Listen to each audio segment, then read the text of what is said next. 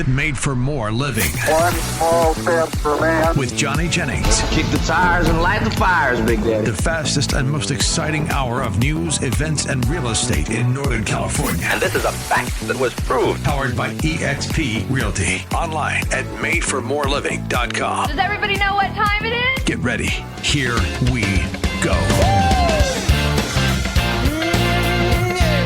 The storms the last few weeks have been absolutely insane. You probably know somebody who has been affected and lost power, or maybe you yourself had lost power. And I lost power for only 2 hours. I live in Rockland, but I have friends who were without power for days. And we were texting back and forth and just talking about why are we paying so much money to these utility companies, specifically PG&E, when they provide an inconsistent service and they just charge through the nose. So I'm so excited for today's guest. We have Shawn Davis, and he's going to be speaking on the state of energy in California and what you can do about it. Shawn, welcome to the show. Johnny, thank you so much. Super happy to be here. Thank you for the opportunity.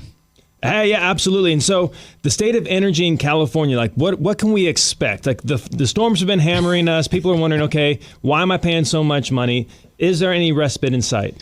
Unfortunately, I think what you can expect is more chaos to come. And the reason that is when you think about where we are right now in the state of California in terms of energy, you know, California's got some very aggressive green energy goals, right? They want to be carbon neutral by 2040. What does that mean, carbon neutral? It basically means that they want to offset whatever carbon that they create, whatever's going up into the atmosphere, by offering green energy programs that help them to neutralize their net footprint.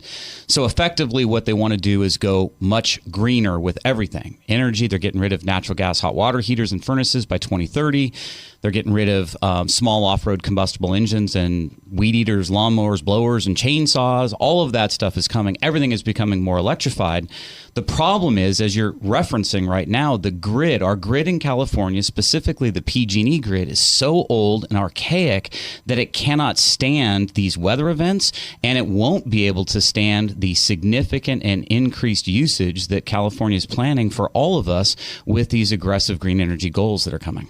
So what would you recommend we do to prepare for that? Because I know that lawnmowers and all that stuff, that's going into effect soon, right? Like within the next 2025-ish? Yes, correct. 2025, that goes into effect. 2030 is when the natural gas hot water heaters and furnaces go into effect. And then, you know, of course, we can't not talk about Governor Newsom signing that executive order that he wants everyone driving an electric vehicle by 2035. Oh, man. Just a little point here that I think your audience might appreciate. If you drive 100 miles in a fully electric car, so think 50-mile round trip, right? You bring that car back home to charge it up. Most EVs have somewhere between an 80 to 100 kilowatt-hour battery.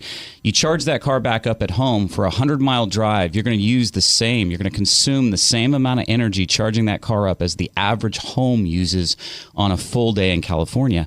And so they want millions more EVs driving these roads with a grid that already can't handle how much energy we demand today. What do you think is going to happen? Yeah.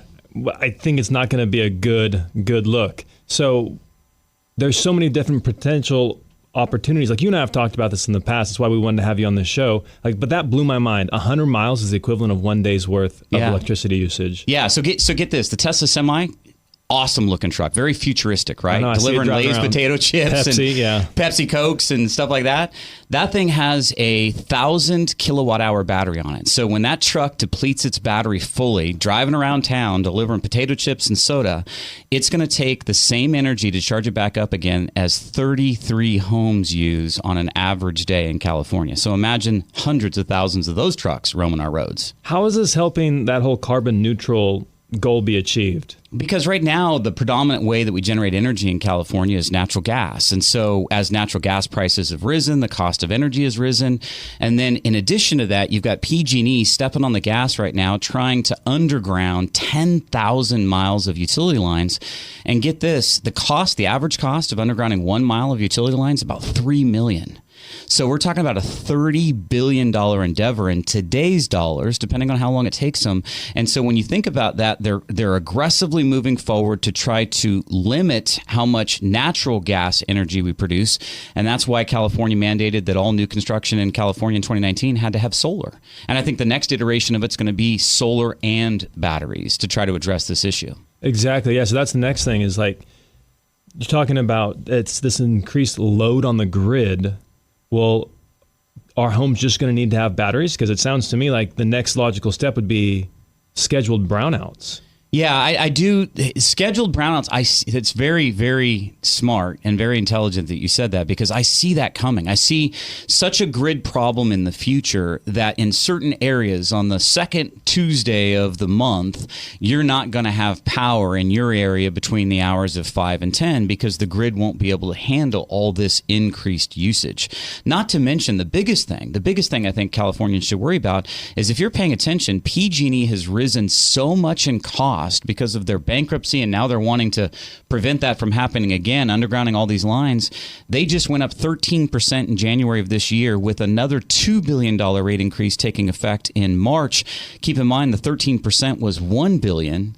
They want $2 more billion that will take effect in March. Many people listening to this right now could see a 30% rise in PG&E territory and their energy costs for 2024. Wow, 30%.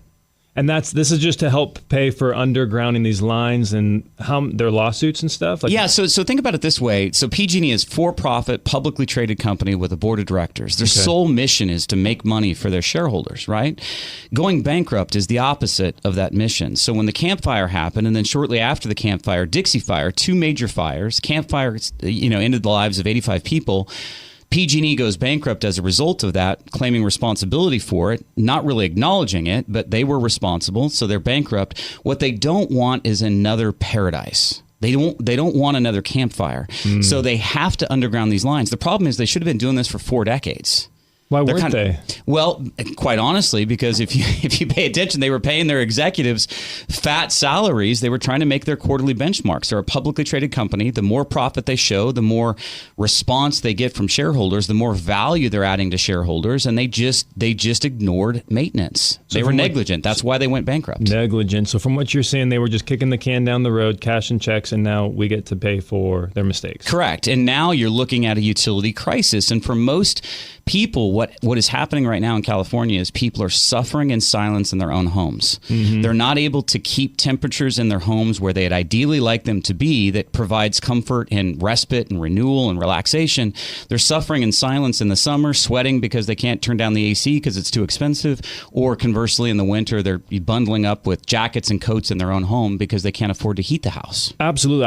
We just helped somebody move into a slightly larger home, but it has a gas fireplace, and they were so excited. So they went from being, I think it was Roseville Electric, to PG&E, and they were so excited to be in this home wintertime and running this gas fireplace, like the TV over the gas fireplace, the Christmas tree over in the corner, and then they got their gas bill, and they're like, "What in the world? This is unreal." Yeah, and so they're going to dial back their gas usage, right? It's just they have to live within their means. But unfortunately, like what you're saying, many people are not able. It's more than just the gas fireplace, the optional thing. It's like this is how they heat and cool their home, or they're deciding not to make lifestyle changes because they can't afford the home with the pool, because they can't afford to run the pool pump all summer long. Correct. Right? 100%. Yeah. And so we'll discuss different options down the road, but like what I'm most interested in is what in this show we will cover what people will be able to do and what their options are. But out the gate, like essentially the takeaway from this first segment is PG&E is going to be increasing rates. There is hope. There are options, but the rates are inevitable. There's no turning back. If you look at it, it's kind of like today, right? Dark gray clouds looming on the energy horizon. Yeah. And I think everybody should be preparing for the worst. Preparing for the worst and hoping for the best.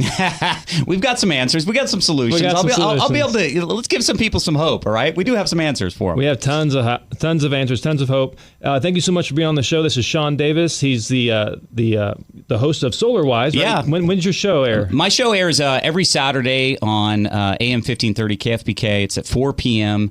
And if anybody's interested in solar, all you got to do is text one word, solar, SOLAR, to this number, 84503. Solar to 84503. Solar 84503. All right. Thank you so much, Shawn. We'll be back right after this. Shawn Davis here, radio show host and more importantly, solar broker. And I'm reaching out to those of you that are lamenting, are frustrated with the fact that your utility bills in PG&E territory keep rising. The only option you have for saving money, the only option for taking control of your energy future is solar. As a solar broker owning a company called SolarWise, I would encourage you to reach out to us. Let us help you explore solar. Our pledge is to give you 5 or 6 quotes from 5 or 6 different companies. So if you text SOLAR to 84503, we'll see if we can help you save money. This is Made for More Living with Johnny Jennings, powered by eXp Realty. Online at madeformoreliving.com. There has been some major change in solar recently. This is a major shakeup in the solar industry, and it impacts everybody in the state of California. And so on the show today, we have Shawn Davis with SolarWise, and he's going to be talking to us about what's happening in the wonderful world of solar. And it has to do with net energy metering, fancy term NEM. Shawn, what's going on? Johnny, thank you so much. Yeah. So solar and the solar business went through a major transformation last year. And so let me explain what happened. So on any bright, sunshiny day, if somebody has solar existing currently, that solar system will generate more energy than what that homeowner is usually using inside the home. So I want you to imagine bright, sunshiny spring day, summer day, those types of days. So the one thing about solar is it's static. You know, it's not flexible. It's not malleable. It doesn't have an accelerator. I can't make it generate more energy than it's going to generate. I can't make it generate less. Mm-hmm. So if somebody's outside the home, solar system's cranking, they're not inside the house, it's generating a lot of energy. Before April of 2023, everybody in California that had solar was part of net energy metering 2.0, which basically meant when that energy, that excess energy was created from the solar system, it would be sent, let's say, for example, to PG&E. It'd be sent to PG&E, and PG&E would store 100% of that energy and allow that homeowner to then pull it back from PG&E when they got home, let's say in the dark, because solar only works when the sun's shining, right? Sure. So the solar system generated all this energy. PG&E stored it, almost acting like a surrogate battery for homeowners, storing that energy, allowing them to pull it back later that night, later that week, later that month, or later in the year. So this is the whole true-up thing with solar. PG&E gives you 1 year to produce as much energy against as much consumption as you can, and it's full value. So that's the way solar worked prior to April of last year. I was on a call on December 15th of 2022 where the California Public Utilities Commission was debating or making a decision on whether to implement net energy metering 3.0. Heard hundreds of homeowners say vote no, vote no, vote no. And in 4 hours, I never heard one homeowner say vote yes. Yet the CPUC sided with the big bully that is PG&E and enacted NEM 3.0, which changed that compensation rate. So effectively, now when somebody goes solar, their system will still generate more energy on a bright, sunshiny day than they would consume in the house. But now if a homeowner does not have a battery, that energy still gets exported to PG&E.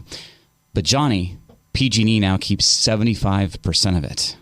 So 75% of that excess energy now is taken by PG&E, even though it was generated by the homeowner, even though it was generated by the system that the homeowner paid for, they keep 75% of it effectively. So what you're saying is then they have to then buy that energy that they produced back? No, they don't have to buy it back, but you get less credit for what you gave. So think of it this way. Prior to this change, PG&E for most people served as a surrogate battery, stored the energy, brought it back to them.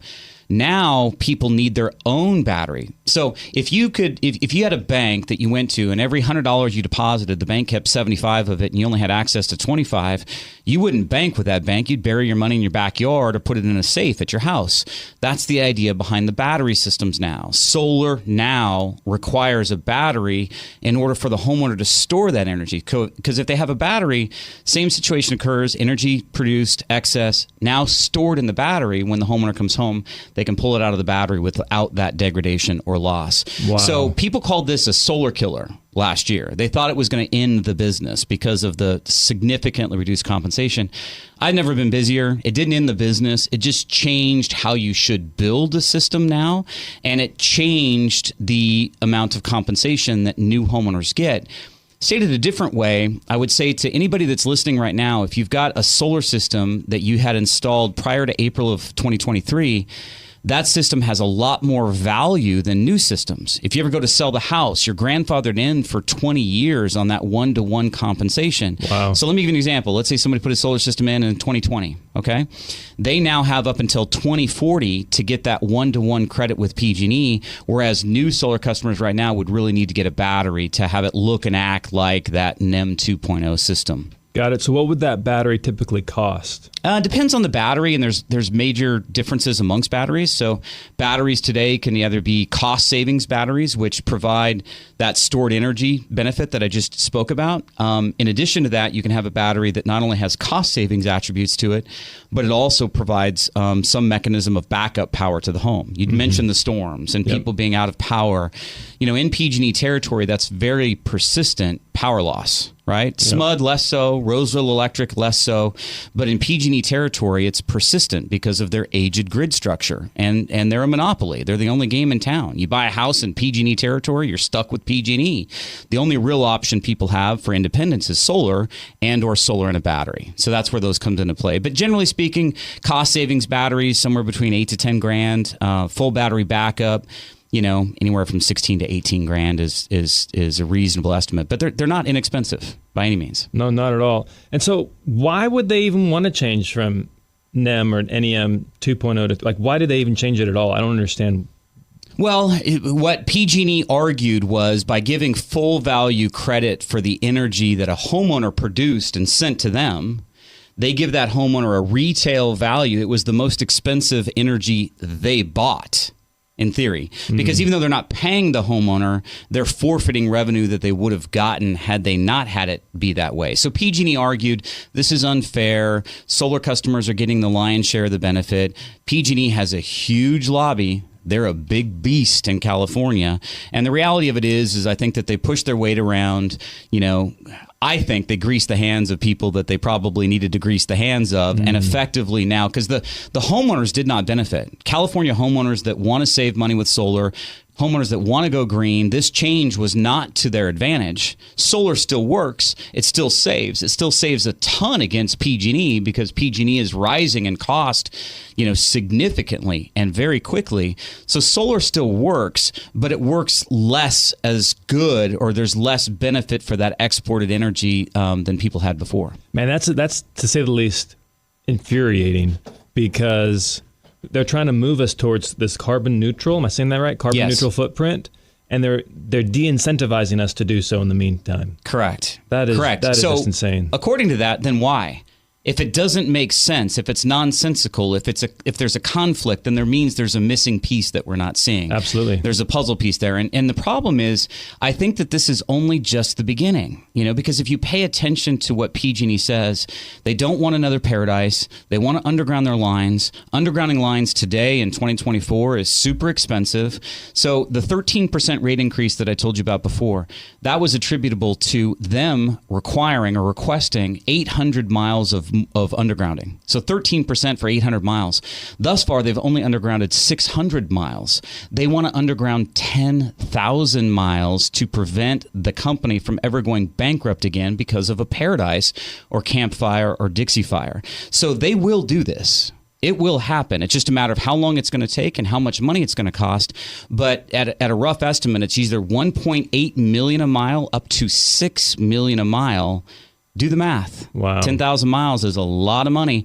And that $1 billion rate increase was 13%. We're talking about $30 billion on average to underground 10,000 miles of lines. So just hearing you speak, it got me thinking, and it almost sounds like people are paying twice. They're paying, at least if they're on the NEM. Am I saying it right? NEM. Yeah, just say NEM. NEM's easier. Sounds cooler. NEM 3.0, they're paying twice. They're generating the solar, and then they're having to essentially buy it back from the company at a 75 to 25%, exchange rate. Is that correct? They're not buying it back. They just get less credit for the energy that they sent. Okay, so they get less credit. So they're getting less credit on that Meanwhile, the less credit that they're receiving, they're having to pay higher rates on that energy. Correct. So PG&E just essentially doubled down and... Yeah, for those that are listening, I mean, my former background was a 22-year financial advisor, and I used to have people complain all the time about paying taxes on their Social Security because Social Security was a tax when they were working. Yeah. So if you were successful enough in accumulating savings for retirement, you now are facing tax on a tax that you had when you were working.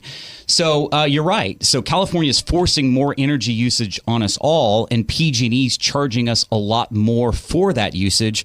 So for most homeowners, it's a double whammy. Get this, and as much as we talked about EV charging and driving 100 miles on an electric vehicle consumes about the same amount of energy the house does, understand this. Relative to the things that are coming, it takes 4 times as much energy to heat air as it does to cool air. So most people listening to me right now, their most onerous utility bills are coming in summer. July, August, September, massive bills because they're trying to crank down the air and the AC up, right? Well, imagine if your bills in the winter time are 4 times as big as your worst bills in summer because now every house has to have an electric furnace or an electric heat pump to heat the air because they're getting rid of natural gas hot water heaters and furnaces. Where is all this electricity coming from? Well, that's the problem. Additionally, right now in California, we source 31% of our energy needs from outside our own state borders. We get energy from Arizona. We get energy from Nevada. We get energy quite literally from Mexico and Canada. Wow. California today cannot handle how much energy it consumes, yet they want to double down, step on the gas, and make everybody consume massive amounts of increased energy in the future when we're not firing up any new nuclear power plants, any coal-fired power plants, any natural gas-fired power plants. So effectively, that's a great question. But for the homeowners that are listening right now, the only opportunity that you have for mitigating this, the only opportunity you have for savings, for any control, is to produce your own power. The only way you can do that for most residential homeowners is through solar. So solar is, in my opinion, the only way to get ahead of this, the only way to mitigate some of it, the only way to reduce some of the liability or the potential increased cost that's coming down the road. Solar is the only answer. Wow. Yeah, it just seems like there's all these incentives that the government is pushing on us, but there's no solutions, and they're just backing us into a corner, expecting us to pay for it. Oh, we've got massive incentives, and I think in our next segment we'll talk a bit more about that. But effectively, right now, if somebody's listening, I actually have an authored paper that I wrote. It's the 2024 best solar incentives. As a broker right now, I represent about 11 different solar installation companies. I try to help homeowners find the best company to install a system that meets their needs at their home, and we've got some great incentive programs. Again, we'll get into that in the next segment. But if you're listening right now and you'd like to understand what those incentives are, I've got a white paper I'll send you. It's the best incentives for 2024 as a solar broker I have. All you've got to do is text SOLAR, one word, SOLAR, to 84503. So anybody that's listening that wants to know about those solar incentives, text SOLAR to 84503. Awesome, and we'll be back after this break with more information about how you can save money using solar and stick it to the utility companies. Shawn Davis here, radio show host, and more importantly, solar broker. I represent 11 completely different companies that install quality solar products at fair pricing. And I want to speak to those of you out there in PG&E territory that are lamenting these outrageous utility price increases that we're dealing with. My friends, solar can save you money. The best way to get ahead of this, the best way to save money in PG&E territory is solar. So if you're listening right now, if you'd like to learn more, text SOLAR, one word, to 84503. Once again, text SOLAR to 84503. This is Made for More Living with Johnny Jennings, powered by eXp Realty. Online at madeformoreliving.com. If you live in the Sacramento area, you have probably been pitched solar. Your door has probably been knocked not once, not twice, but probably 8 different times. And you're wondering, what the heck? Why are these people just banging on my door? I want real answers, but I don't know you. I don't trust you. And besides, all the solar incentives are gone. You're just here trying to get money out of my pocket. Well, if you want to hear from somebody who knows exactly what's happening in solar today, who is trustworthy, who has a track record of success, then stay tuned in because we have Shawn Davis with SolarWise with us today. Shawn, Please tell us that there are still some incentives out there for people looking to get into solar. Johnny, thank you so much. Yeah, there's definitely still incentives, and I'll talk about those in just a moment. But yeah, don't be concerned that they've gone away. That they've actually never been better. So effectively, in late 2022, President Biden signed the Inflation Reduction Act. Okay, and so that act actually changed some of the incentives that were available for solar because several of them were set to expire. And so I think there's probably somebody listening right now that thought the tax credit benefit may have expired. So in that Inflation Reduction Act, they took the tax credit benefit that you have for buying a solar system and increased it to 30% across the board through 2032. So what that basically means is there's a big difference between something that gives you a tax credit benefit and something that gives you a tax deduction benefit. For the benefit of your audience, I'll illuminate. So, for example, if somebody's listening right now and they claim mortgage interest deductions, or if they put money into a 401k, for example. Let's say a husband and wife are working, they make $100,000 a year, they're funding their 401ks $10,000. So effectively they get a shelter that $10,000, deduct it from their $100,000 income, and all Uncle Sam sees is maybe $90,000 of income. So if they're in a 35% tax bracket, they save $3,500 for putting that money in a tax-deferred vehicle like a retirement plan. That's a tax deduction benefit. Solar enjoys a tax credit. A tax credit is a dollar-for-dollar offset of taxes owed.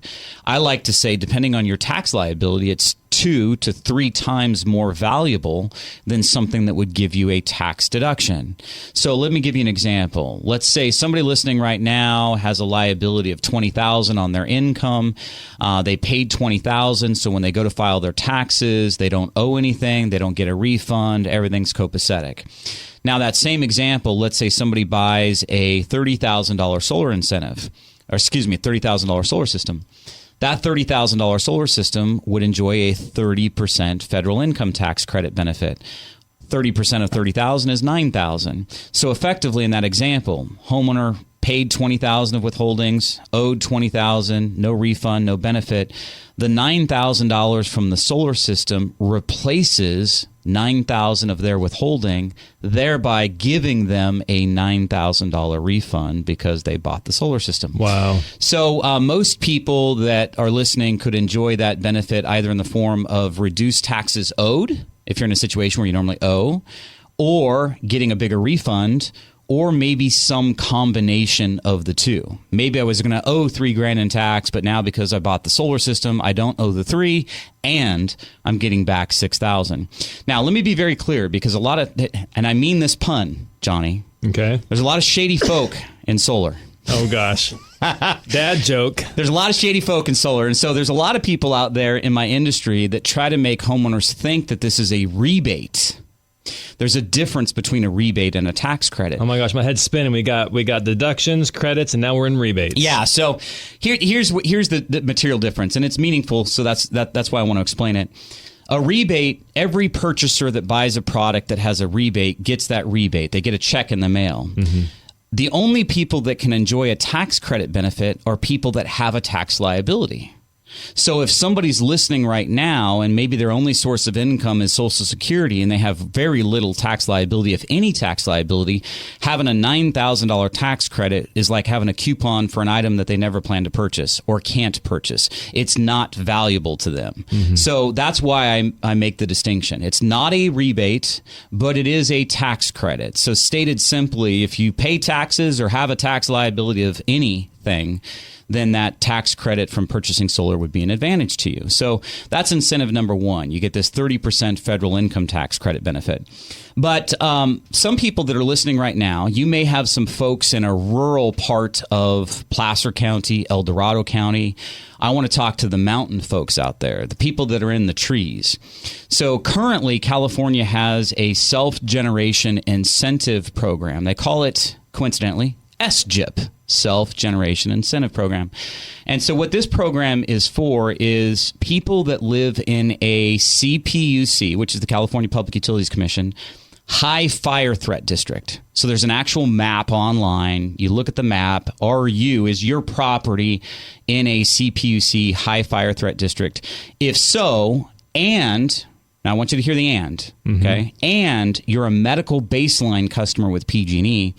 If you have those two things, my house is in an area that's prone to wildfire damage, and I'm a medical baseline customer with PG&E. What do you mean by that, medical baseline? It means that you have medical equipment inside the home that you would be put at a disadvantage if you lost power. So medical equipment inside the home could be a CPAP machine, could be sleep apnea, could be an oxygen breather, could be motorized wheelchair. There's several different qualifiers, but if somebody has medical equipment inside the home that would be putting them at a disadvantage if they lost power, there's a program through PG&E that they can get part of called Medical Baseline.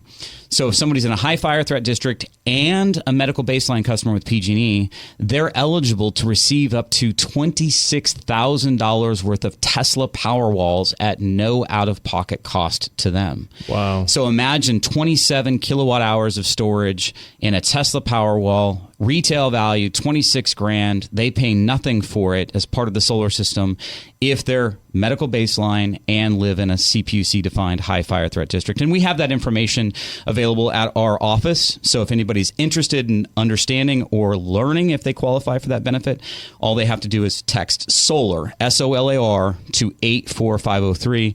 Again, text SOLAR to 84503, and we can help you to determine whether or not you might be eligible for that free battery incentive.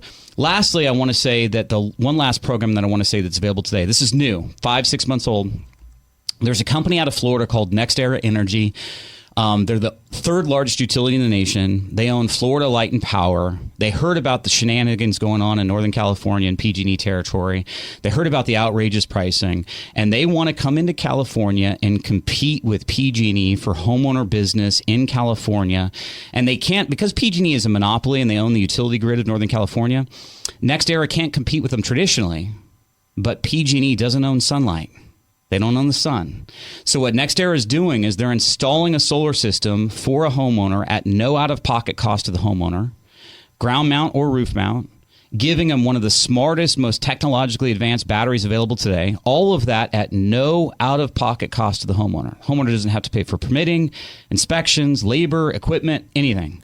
All the homeowner has to agree to do is buy the energy that solar system will generate, and that energy is meaningfully cheaper than PG&E's energy cost. Most people listening right now in PG&E territory are paying in the daytime about 40 cents a kilowatt hour for their energy. In the evening or afternoon time, tier 2, they're paying about 60 cents. This program starts 18 to 24 cents. Most of our clients are seeing a 35% at a minimum, up to 75% or more savings versus PG&E for a system they didn't have to finance, that they didn't have to write a check for, that they didn't have to buy. So that's one of our best incentive programs available. What about rate increases with NextEra? Yeah, so they do have rate increases, but in case you were living under a rock, PG&E's had a 13% rate increase on January 1st. Sure. And then they got another 18, I think, coming in March. This program is absolutely capped at no greater than a 3.5% rate increase per year. So for context, because a lot of people think 3.5%, that's something, right? Yeah. Well, I think most people that are listening in PG&E territory right now are going to see their utility bills double in the next 5 to 7 years, and then double again another 5 to 7 years after that. At 3.5%, Johnny, it's going to take somebody 22 years before that bill is doubled.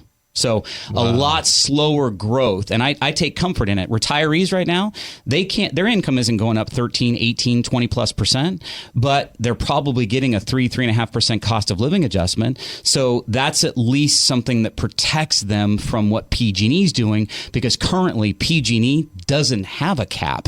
I think that's more jeopardizing than being locked into a 3.5% rate growth per year. Absolutely, without a doubt. And so you mentioned it's ground or roof mount. So is this available in urban and rural areas? Yes, absolutely. Is there any place it's not available? There's no place it's not available. There's just some places where it might not make sense. Mm-hmm. So, for example, in our local area, the cheapest energy of Northern California is Roseville. Roseville is the cheapest energy.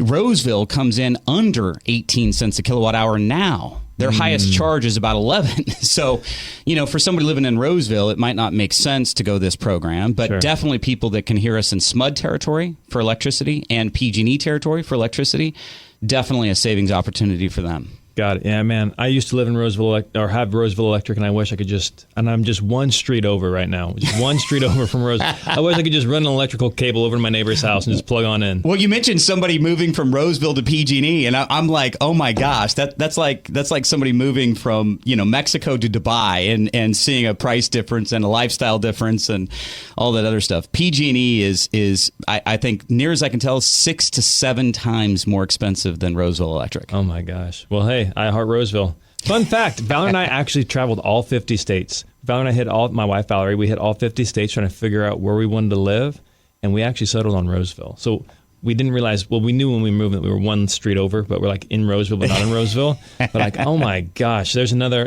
plus for Roseville. Yep. But you mentioned there's no cost for them to install this ground or roof mount. Are they installing enough energy to zero cost the utilities, or what's the plan there? So back to that whole net energy metering discussion that we talked about, NEM 2 versus NEM 3. Yeah. NEM 2, when PG&E would give you a full value credit for the excess energy that the system produced, it's entirely possible for a NEM 2 customer to mitigate their PG&E bill.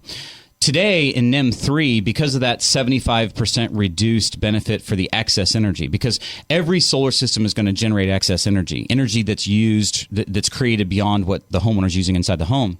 So because now that energy is 75% reduced and you need batteries to store it, it's much more difficult to zero out your PG&E bill. So today solar is about spending the smartest money possible to make the biggest impact in that bill.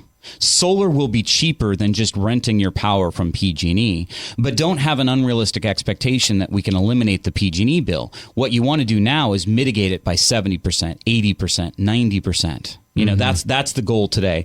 But if you build a system that's too big, then it's like spending an extra $1 to get a 10-cent benefit. It doesn't make sense to you to do those. So that's why you really need somebody that's knowledgeable, that's smart, that's intelligent, that can help you understand how big of a system you need. What you don't need is an 18 to 22-year-old door knocker trying to tell you how big your system needs to be. Yeah, that's paid on commission by the size. Yeah. Yep, absolutely. So the point is they're not just going to throw some rinky-dink little system on there and then you're going to be paying them and paying PG&E. No, the size of the system isn't dependent on NextEra or the program's author.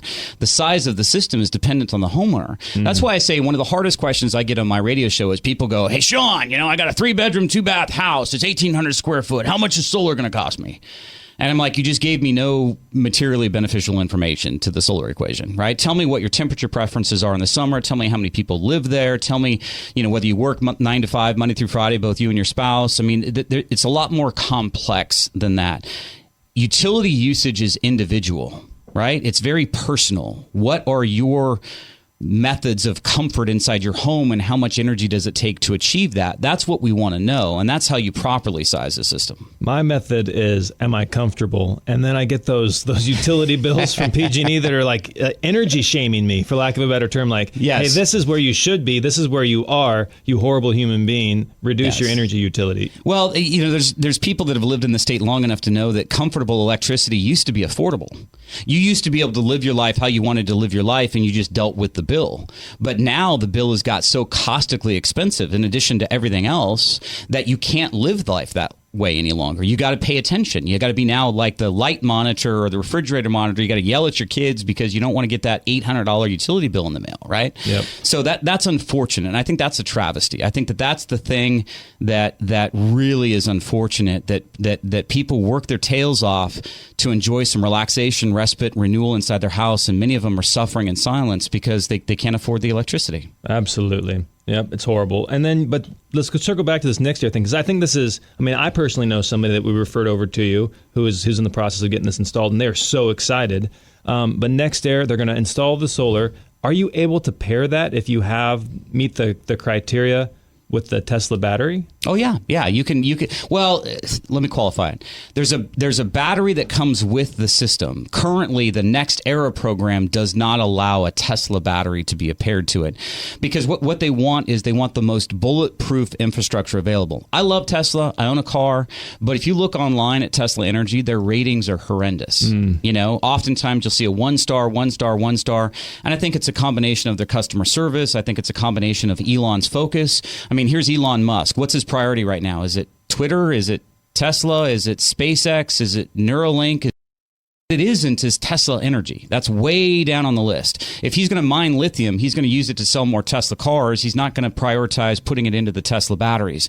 So it's hard to get inventory. It's hard to get supply. And then they've had a spotty record. So currently the Next Era program uses the best battery that's available in solar today. That's an in-phase, in-charge 10. It's a cost savings battery. It's specifically purposed to be paired with that system to save money versus PG&E and push that excess energy that's saved throughout the day into the home in the nighttime when the solar isn't working. So you're not only getting solar, but you're also getting a battery? Oh, yeah. Solar and a battery. Oh, that's part fantastic. of the system. Yes. I didn't realize that. That's even better. Cool. And so, that wraps up this segment. If you guys are looking to get more incentives, if you're looking to save money and move towards solar, how should they reach out to you? Oh, yeah, definitely. Right now, we've got some of the strongest incentives available. I've got a white paper that I'll give to everybody that responds to this number. If you text SOLAR, one word, SOLAR, to 84503, my team will send out the latest 2024 incentives that outlines everything that we've talked about today. All of that information is available simply by picking up your smartphone right now and texting SOLAR to 84503. Awesome. Thank you so much, Shawn. Shawn Davis here, radio show host and, more importantly, solar broker. And I'm reaching out to those of you that are frustrated with the fact that your utility bills in PG&E territory keep rising. The only option you have for saving money, the only option for taking control of your energy future is solar. As a solar broker owning a company called SolarWise, I would encourage you to reach out to us. Let us help you explore solar. Our pledge is to give you 5 or 6 quotes from 5 or 6 different companies. So if you text SOLAR to 84503, we'll see if we can help you save money. This is Made for More Living with Johnny Jennings, powered by eXp Realty. Online at madeformoreliving.com. Do you know the number one question I am asked as a real estate agent as it pertains to solar? It is, how much is solar going to increase the value of my home? If I'm leasing it, if I own it, is there a difference? Will it increase it a lot? Will it increase it at all? Well, you are in luck, because today we have Shawn Davis with SolarWise, and he is going to answer that question, put it to bed, so you know once and for all, how much does solar really increase the value of your home, Shawn? Thank you, Johnny. No, that's a great question. I also get that question, and it's very common. And the reality of it is it's often the forgot about part of the financial equation of solar that people miss. Solar does add value to a house. Now, there's been several different studies. So let's take real estate, for example. I think Zillow did a study, I want to say it was in 2018 or 2019, that basically profiled all of the transactions that they had for certain markets. They looked at houses that had solar. They looked at houses that did not have solar. And that was the only differentiation was, does it have solar? Does it not have solar? And what Zillow came up with was solar adds about 4% value to the house. Now, let me be very clear. I didn't like that study because I think that there's a lot of other things that go into the value of a property other than just the energy cost. So in other words, I've been in houses in rural Placer County that's maybe a 900 square foot house that has a $600 or $700 utility bill.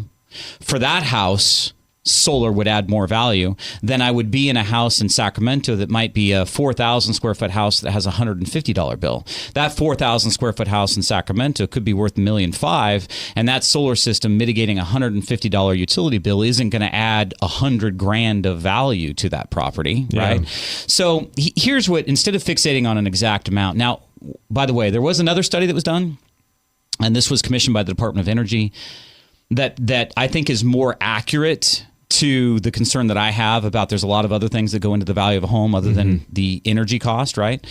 This study came back that for every dollar that you can mitigate in renting your electricity from a utility, you're going to create, in the mind of a buyer, you're going to create $20 in value. That's how they quantified it to an actual dollar amount. You're going to create $20 in value in the mind of a purchaser. So stated simply, if I've got a $2,000 energy cost expense and solar mitigates that completely, that solar system might add $40,000 of value to that particular property. But set both of those aside. Okay, let me speak to the person out there in PG&E territory that is lamenting the $400, $500, $600, $800 utility bills that they're getting from PG&E, that has wanted to explore solar. And let me talk to that person. Right now, if you were going to move and you were going to buy a house, would you not prioritize a house that has solar versus a house that doesn't, understanding the jeopardy of the current utility environment and the cost therein? Absolutely. And would you not potentially pay more, a little bit more? I mean, if you had a house that normally, because of its size and its location, had a $600-700 a month utility bill that now is negligible because of solar, how much more affordability? I mean, think about interest rates right now and how much more house you could afford with $600 or $800 of expense that you didn't have to pay for, right? So what I like to say is everybody agrees it's going to add some value. The big question is how much. But stated a different way, if I'm right about what's coming in California, as California mandated in 2019, moving forward, that all new construction has to have solar, I would argue that a house that doesn't have solar, if you go to sell this year, 5 years from now, the longer the time between now and when you go to sell that you don't have solar, I think you're going to be at a significant selling disadvantage compared to other houses. Because imagine some young couple looking for a house or move-in buyer, somebody transferring from a different state. I mean, if all things are considered equal and you love house A and house B, but house B has its own power plant that mitigates your PG&E bill, house A doesn't, which house is that, thinly qualified purchaser going to purchase? I think it's going to be the house with solar, right? So absolutely. So what most people look at when we're taking people out and looking at like how much home, they're not so necessarily like they care about the purchase price, but what they care about more is the monthly. And there's a lot of factors that go into that. Interest rates, right? Yeah. Is there an HOA, Melrose, things like that. And so what I'm hearing you say is that how much is that solar benefit going to really impact the monthly? Are they going to see a savings of $200 a month, $400 a month? Because that is what they're trying to fit into their budget. Yes. How much can they expect to pay a month? Yes. So think about it this way. What are the 3 or 4 most significant costs of home ownership, right? Number 1 is the mortgage. Right. Number 2 is probably homeowners insurance, depending on the area. Oh, yeah. Specifically in like Placer County and wildfire threat areas. I just got a quote for a lady. She's 97 years old. The quote was $4,500 a year. Yes. On a home that's paid for.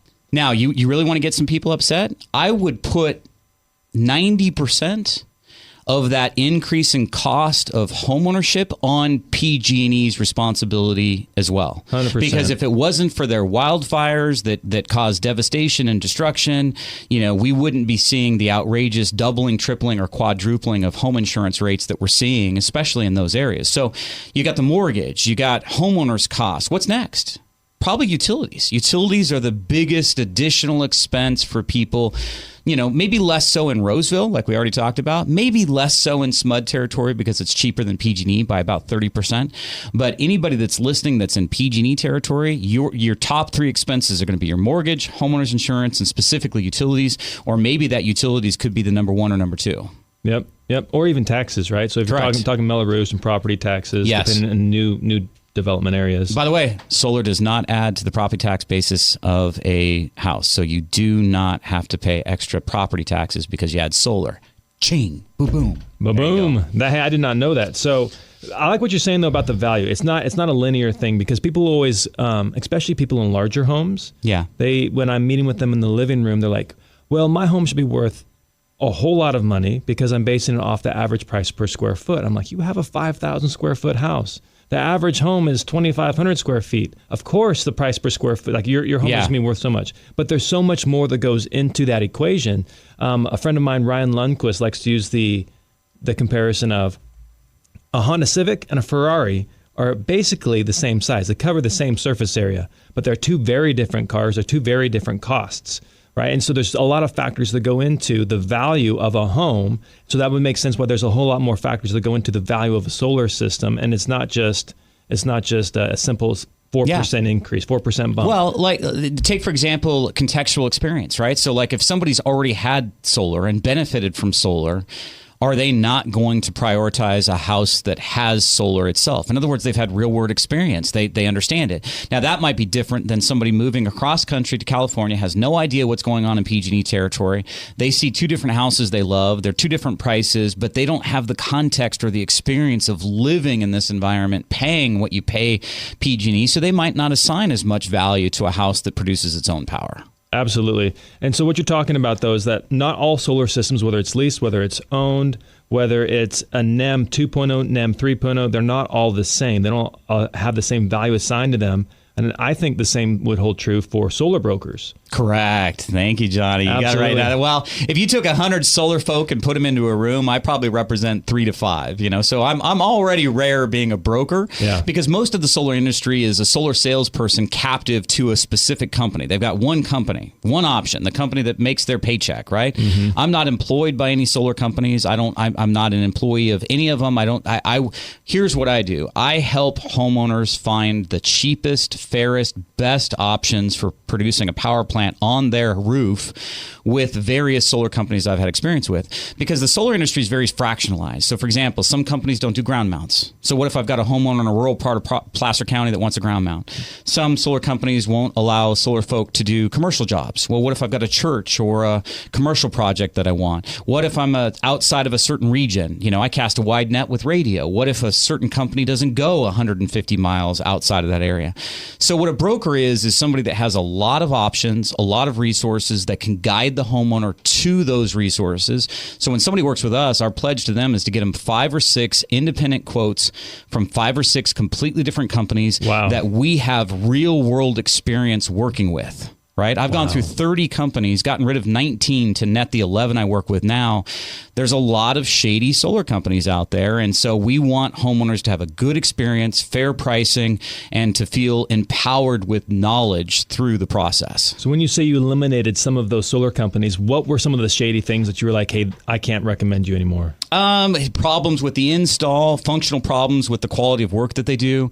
Another example is I had a company, cheaper isn't always better and better isn't always cheaper. I had a company that I worked with, always the cheapest, best quote. But then when you get into the process, after somebody signed a contract, they'd want to do a change order. So that I just don't like that. I like predictability. I like fair. I like common sense. And so we've really had to, weed out some of those bad players in the game to net the ones that we have now, which is all the more reason if you're listening, if you've ever wanted to explore solar, do yourself a favor, text us. We communicate with our audience via text. If you text SOLAR, SOLAR, to 84503, we'll be able to give you our latest summary, which is all the 2024 incentives in solar that we got available, and you'll have a mechanism to contact us if you're interested. Awesome. Well, thank you so much, Shawn, for hopping on the show today. Again, that's Shawn Davis with SolarWise, and we look forward to having you back on the show in the near future. Hey, love that. Awesome.